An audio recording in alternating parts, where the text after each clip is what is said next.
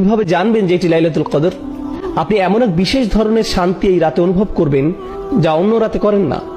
যখন নামাজে দাঁড়াবেন এমন এক প্রশান্তি অনুভব করবেন যে নামাজ ছাড়তে চাইবেন না।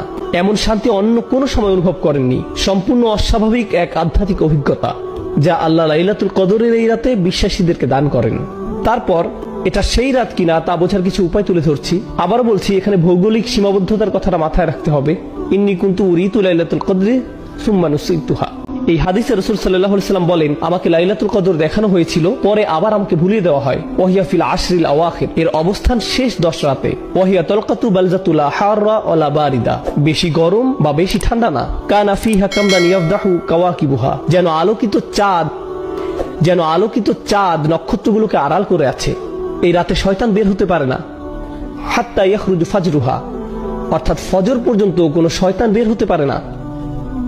আত-তামানিনা, যেমন বলি সালামুন হিয়া হাত্তা মাতলাইল ফাজর, ফজর উদয় হওয়া পর্যন্ত শান্তি, ফজর পর্যন্ত শান্তি। এর অর্থ হলো মানুষ এই রাতে অস্বাভাবিক শান্তি অনুভব করে। তারাবিতে যোগ দিলে দেখবেন এই রাতে কেউ বিরক্ত হয় না, কেউ হাত পা নেড়ে কোনো বিরক্তি প্রকাশ করে না, বাচ্চারাও দুষ্টামি করছে না। নিশ্চয়ই এর কোনো কারণ আছে। এরপর তিনি বলেন, কেউ কেউ বলেন নরম বাতাস প্রবাহিত হয়। পরের দিন সূর্য কেমন জানি লাল বর্ণ ধারণ করে। সূর্য উদয় হওয়ার সময় একটু লাল আকৃতি ধারণ করে। উদয় হওয়ার সময় এতে তীব্রতা দেখা যাবে না। এমনও হতে পারে এটি কোন রাত আল্লাহ ইমানদারদেরকে তার স্বপ্নে দেখাতে পারেন।